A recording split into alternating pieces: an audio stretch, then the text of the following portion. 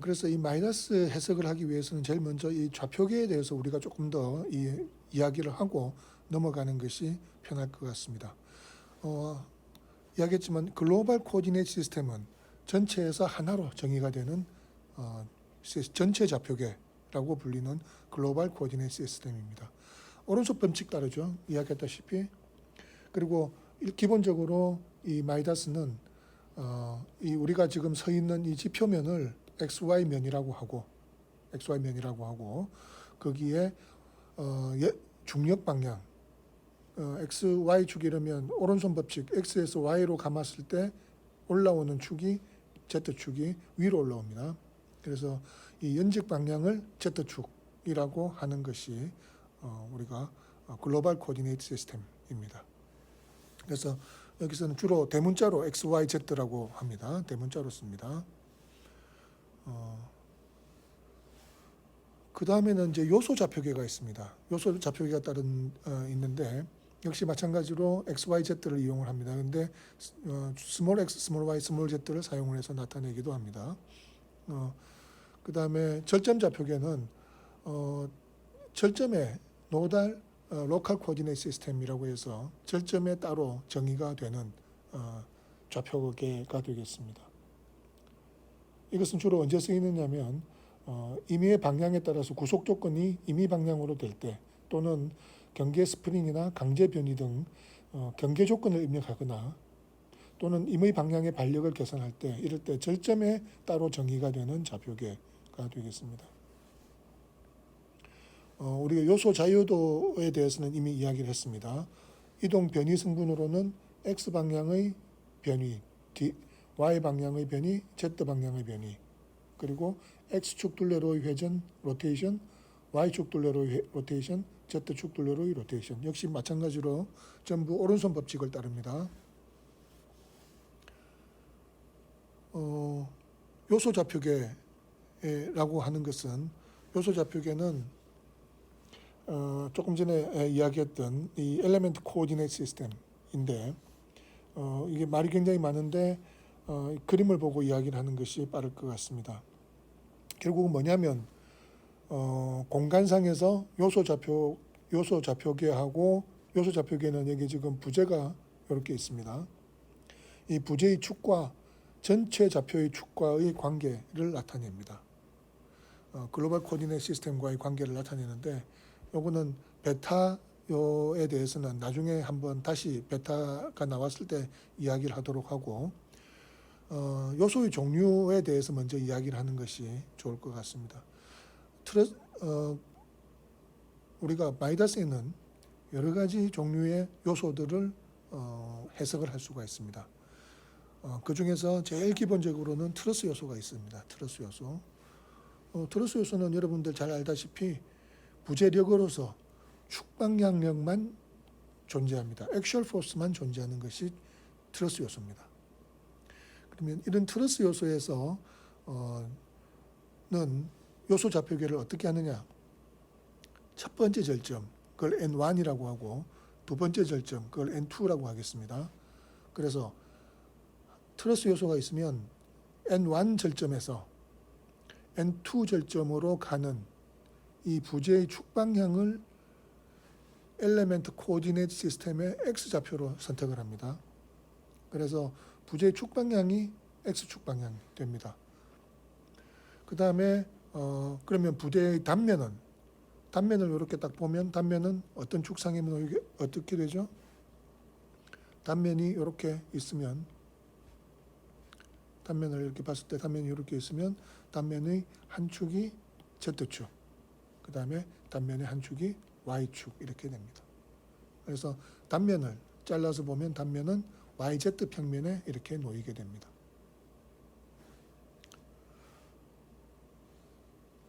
그 다음에 똑같이 충격을 받는 요소지만 텐션만 받는 엘리멘트, 예를 들어서 여기가 이렇게 갭이 있다. 이렇게 한 요소가 이렇게 있고 그 다음 요소가 이렇게 있어서 훅 디스턴스, 요게 지금 디스턴스가 이렇게 있는 경우, 근데 만약 디스턴스가 이렇게 있다 그러면, 다시 말해서 훅 디스턴스가 0보다 크다 그러면 처음에는 인장력을 못 받겠죠.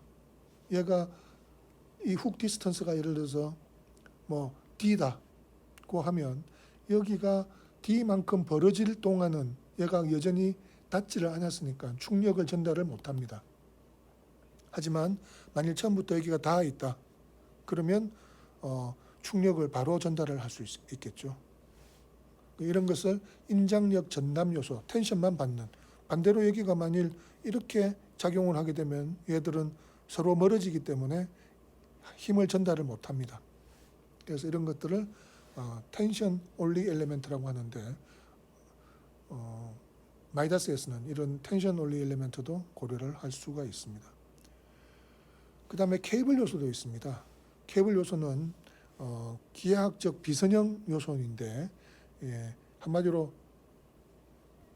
뭐냐면 이런 트러스 요소일 경우에는 이 절점에서의 변이와 다시 말해서 부재의 변형과 여기 충력이 비례하죠. 다시 말해서 우리가 F는 L분의 2의 델타 해서 여기에서의 델타하고 충력 F가 비례합니다. 하지만 이렇게 케이블 요소가 있으면 여기를 잡아당기면 바로 여기에 변형으로 이어지는 것이 아니고 이게 위로 이렇게 팽팽해지는 이런 효과가 있기 때문에 여기서 델타만큼 변이가 일어난다고 그래도 이 부재의 변형이 델타가 아닙니다. 델타보다 작게 되겠죠. 그래서 그런 것들을 우리가 기하 비선형이라고 이야기하고 기하 비선형을 고려할 수 있는 케이블 요소도 있습니다. 또 압축력 전단도 있습니다. 무슨 이야기인가 하니 여기가 이렇게 떨어져 있다. 압축력만 받는다고 하면 만일 여기가 그냥 처음부터 붙어 있다. 이렇게 완전히 붙어 있다. 그러면 뭐 여기가 그래서 이렇게 고정이 되어 있으면 여기가 이렇게 고정이 되어 있으면 만일 갭이 전혀 없다. 요 사이에 갭이 전혀 없다. 이게 딱 붙어 있다. 처음부터. 그러면 여기를 델타만큼 밀면 이 부재의 변형이 그대로 델타가 되겠죠. 하지만 반대로 여기를 만일 이 방향으로 변이가 일어난다. 그러면 이 갭이 멀어지는 효과만 있기 때문에 이쪽으로 충력이 전달이 안 되겠죠. 그래서 인장력은 전달이 안 된다. 압축력만 전달이 된다. 그래서 압축력 전담 요소라고 합니다. 이런 요소도 있습니다. 그래서 만일 이런 경우에 갭 디스턴스가 0이면 여기에 델타가 생기는 만큼 바로 전달이 될 거고, 하지만 만일 여기가 갭 디스턴스가 있다. 그러면 처음에 갭 디스턴스가 만일 D라고 하면 D만큼 여기가 들어갈 동안은 전혀 여기가 압축력이 전달이 안 되다가 D만큼 돼서 여기가 딱 붙으면 그때부터 하중을 전달하기 시작하겠습니다. 그런 갭이 있는 경우에는 그렇게 전달이 되는 압축력 전담 요소도 있습니다. 그 다음은 우리가 지금 이제 사용하고 있는 보호 요소 빔 엘리멘트가 되겠습니다. 빔 엘리멘트도의 부재 좌표계는 역시 마찬가지로 첫 번째 절점 N1에서 N2 방향으로 가는 이 부재의 축 방향이 엘리멘트 코디네이트 시스템의 X축입니다. X축은 항상 부재축이 X축입니다. 그리고 마찬가지로 그러면 이 단면이 놓여 있는 이 축은 YZ축이 되겠죠. YZ축이 됩니다. 역시 마찬가지로 X에서 Y 방향으로 감았을 때 엄지손가락이 올라오는 방향이 Z의 플러스 방향입니다. 자, 이런 보호 요소에는 부재력이 몇 가지가 있습니까? 충력 있죠. 먼저 충력. 축 방향으로 작용하는 액셜 포스가 있습니다. 여기가 플러스 방향도 지금 여기에 같이 그려져 있습니다. 그래서 충력의 플러스 방향은 이렇게 작용할 때, 다시 말해서 인장일 때가 플러스입니다. 엑셀 포스는 인장일 때 플러스가 됩니다. 그렇죠? 자, 그 다음에 뭐가 있습니까? 전단력이 있죠. 그런데 지금 이 보는 3차원 문제까지도 해결할 수 있는 문제의 보호 요소이기 때문에 전단력이 두 방향으로 다 있습니다. 우리가 일반적으로 생각하는 이 방향의 전단력이 있습니다. 다시 말해서 이걸 우리가 앞에서 봤을 때 충력은 여기 충력 그대로 있고요. 전단력, 우리가 원래는 이전에 이렇게 작용하는 것이 우리 전단력의 플러스였죠. 그런데 마이너스에서는 방향이 반대입니다. 마이너스에서는 지금 플러스 방향을 이렇게 하고 있습니다. 그렇죠? 그 다음에 휨 모멘트가 있습니다.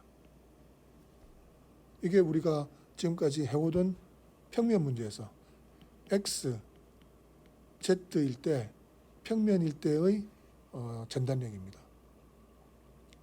따라서 이 전단력은 전단력이 돼 어느 축 방향의 전단력입니까? Z축 방향의 전단력이죠. 그렇습니다. 그 다음에 모멘트는 어느 축 둘레로의 모멘트입니까? 이 모멘트는 여기 Y가 지금 현재 단면에 수직한 축이 Y축이고요. 그랬을 때는 이 모멘트는 M, 다시 색깔을 바꿔서 모멘트는 모멘트인데 어느 축 둘레로의? Y축 둘레로의 모멘트입니다. 이게 XY 평면에 있을 때는. 그래서 여기 보면 쉬어는 쉬어인데 Z축 방향의 쉬어. 플러스 방향이 현재 이렇게 되어 있습니다. 그렇죠? 그 다음에는 이 모멘트는 뭡니까? Y축 둘레로의 모멘트입니다. 그래서 이 모멘트입니다. 그 다음에 여기서는 여기 있네. 요게 모멘트의 플러스 방향입니다. 이게 모멘트 Y입니다. 그래서 우리는 모멘트를 볼 때 이런 XZ 평면에 있어 이런 문제에서 전단력을 볼 때는 V 뭐를 봐야 된다고요? VZ를 봐야 되고 모멘트를 볼 때는 MY를 봐야 됩니다. 그런데 거기에 반해서 전단력이 또 있습니다. 3차원 문제에서 봤었기 때문에 시어가 전단력이 이것도 시어입니다. 이것도 시어가 되죠. 그래서 요거는 시어인데 어느 방향의 시어입니까? Y축 방향의 시어입니다. 그래서 이걸 만일 우리가 위에서 봤다. 이걸 위에서 봤다고 하면 어떻게 되느냐면 이걸 위에서 보게 되면 어떤 축이 보입니까? 이게 지금 X축이 보이고, 그죠? 그 다음에는 무슨 축이 보입니까? 이게 Y축이 보입니다. Z축은 여기서 위로 올라오는 축이 Z축입니다. 그럼 이런 XY 평면에서는 보이는 힘들이 여기 충력 보이고, 충력 보이죠? 그 다음에 전단력이 보이는 게 얘가 보이네요. 그 다음에 모멘트가 플러스 방향이 여기가 이렇게 되고 여기가 이렇게 됩니다. 그래서 자, 이게 충력이야 그냥 엑셀 포스 하나만 있을 거고요. 전단력이 V가 있는데 V는 어느 축 방향의 전단력입니까? Y축 방향의 전단력이 되고 여기 휨 모멘트가 있죠? 휨 모멘트는 어느 축 둘레로 휨 모멘트가 보입니까? M, Z가 보이게 된다는 겁니다. 그래서 이것을 우리가 3차원 문제이기 때문에 이렇게 XZ축에 있어서의 XY 평면에 봤을 때 XY 평면에 봤을 때 그리고 이게 Z축일 때의 그때 보이는 전단력과 힘 모멘트 그 다음에 이 경우는 우리가 XZ 평면에 봤을 때 보이는 전단력과 힘 모멘트가 되겠습니다. 그래서 우리는 일반적으로 우리가 어떤 것을 주로 한다고 그랬었죠? XZ 평면의 평면 문제를 주로 다룬다고 그랬었죠? 예. 요거를 우리가 앞에서 봤을 때, 여기서 봤을 때를 다루니까, 그렇다면 보이는 게 뭘 봐야 된다고요? 액션 포스는 그냥 액션 포스고, 전단력은 뭘 봐야 돼요? V, 전단력, Z를 봐야 되고, Z 방향 전단력을 봐야 되고, 휠 모멘트를 보고 싶으면 뭘 봐야 돼요? M, Y를 봐야 된다는 겁니다. 그 다음에는 평면 응력 요소라는 것이 있습니다. 여기서부터는 사실은 이제 학부에서 다룰 내용은 아니고 여러분들이 대학원 가면 다루게 될 내용입니다. 평면 응력 요소는 뭐 간단하게 이야기하면 이제부터는 면 요소입니다. 그 전에 이런 빔이나 압축력 전담 요소가 됐든 케이블 요소가 됐든 뭐 트러스 요소 같은 경우에는 우리가 선 요소죠. 그래서 축점하고 절점하고 절점 사이를 잇는 선 요소였습니다. 선 부재였습니다. 거기에 반해서 이 평면 응력 요소부터는 면 요소입니다. 이렇게 면 요소입니다. 그래서 절점도 하나, 둘, 셋, 네 개로 한 요소를 정의를 합니다. 그래서 이런 면 요소 중에서 첫 번째는 평면 응력 요소가 있고요. 평면 응력 요소라는 것은 이 면 내에 여기 작용하는 응력이 전부 다 요 면 내에만 있다. 요 면 내에만 있을 때 그걸 평면 응력 요소라고 하고, 뭐 이런 응력과 그 다음에 변형률 사이의 관계식 같은 것들도 따로 있습니다. 평면 변형 요소가 있고요. 그 다음에 이건 평면 변형 요소입니다. 평면 변형 요소는 역시 마찬가지로 면 요소인데, 여기에 이 요소에서 발생하는 변형이 모두 다 이 면 내에 있을 때, 그때를 그런 요소를 평면 변형 요소라고 합니다. 거기에 반해서 우리가 이제 나중에 한번 조금 다루긴 할 텐데, 판 요소라는 것이 있습니다. 판 요소는 역시 면 요소입니다. 면 요소인데, 이 판 요소는 휨 모멘트와 전단력을 다 받습니다. 충력도 받고 전단력도 받습니다. 이런 것들을 우리가 판 요소라고 하는데, 판 요소에 대해서는 다음에 판 요소를 할 때 다시 한 번 더 다루도록 하겠습니다. 그 다음에는 이제 3차원 요소, 솔리드 엘리멘트, 입체 요소가 있습니다. 이것은 말 그대로 지금까지는 선, 면 요소였지만 이것은 입체 요소입니다. 이런 삼각뿔 형태도 있고 삼각 기둥 형태도 있고 그 다음에 직육면체 같은 경우도 있습니다. 이런 것들은 주로 입체 구조물을 입체로 모델링할 때 사용을 하게 됩니다. 그 다음에 뭐 단면의 성질 입력 방법 같은 것들도 정리가 되어 있고요. 그 다음에 나중에 보면 여러분들 쉬어 에어리어, 이펙티브 쉬어 에어리어 같은 유효 전단 면적이 있습니다. 여러분들 왜 기억나는지 모르겠습니다만 재료역학에서 이런 H형 단면이나 또는 T형 단면일 경우에 전단력이 작용하면 이런 전단력에 대해서는 이 전 면적이 전 단면이 저항을 하질 않죠. 충력에 대해서는 충력에 대해서 축응력은 어떻게 구합니까? 축응력은 시그마는 작용하는 충력을 F를 전체 단면적으로 나눠줘서 시그마를 구하죠. 근데 그 전에도 여러분도 재력하게 했었지만 타우는 전단 응력은 이 전체 단면적으로 안 나눠주죠. 어떤 단면적으로 나눠줍니까? 이 웹 단면적으로 나눠줍니다. 그 이야기는 이 단면에 전단력 V가 작용하면 이 V에 대해서는 이 플랜지에서는 거의 부담을 못하고 주로 이 플랜지에서 저항을 해줍니다. 그래서 타우를 구할 때는 이 F라기보다는 V라고 하는 게 낫겠네요. 이 V를 이 웬만의 단면적으로 주로 나눠주게 됩니다. 그래서 이제 그런 단면적을 Effective Shear Area라고 이야기를 합니다. 그래서 여기도 여러분들이 보시면 이런 H형 강일 경우에는 Shear Area를 어떻게 계산합니까? H 곱하기 TW. TW는 웹의 두께고요. H는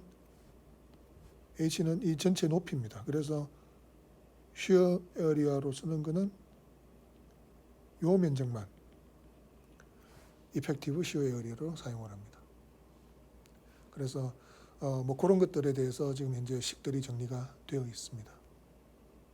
그 다음에 이제 비텀을 받을 때 비텀 강성을 계산하는 식들도 여기 정리가 되어 있고요. 이렇게 마이다스에서는 어떻게 계산하는지 하는 것들이 정리가 되어 있습니다. 그 다음에 뭐 단면 2차 모멘트, 그 다음에 단면 상승 모멘트, 단면 1차 모멘트 전단 계수 이런 것들도 애들이 마이다스에서 바로 계산을 할 수 있습니다. 나머지 경계 조건 같은 것들도 이게 나왔을 때 다시 한번 이야기를 하도록 하겠습니다. 여기 지금 아까 그 절점 좌표계를 언제 쓰느냐 하는 건데, 예를 들어서 이게 지점이 이렇게 되어 있으면 좌표계가 우리가 여기 있군요. 여기 지금 좌표계가 글로벌 코디네이트 시스템이 이렇게 있을 때 이 점은 이 방향으로 구속이 되어 있죠. 이 방향으로 구속이 되어 있는데 그 방향을 바로 이야기해 줄 수 있습니다. 글로벌 코디네이트 시스템에 준해서 Z 방향이 구속되어 있고 X 방향은 자유다, 프리다 이렇게 이야기해 주면 됩니다. 그런데 얘가 이렇게 기울어져 있으면 이거를 X, Z에 준해 가지고는 이야기해 줄 수가 없습니다. 그래서 이럴 경우에는 코디네이트 시스템을 여기다가 따로 하나 정의를 합니다. 요 각을 줘가지고. 그래서 노달 코디네이트 시스템 요 절점에다가 좌표계를 하나 그냥 정의를 하는 겁니다.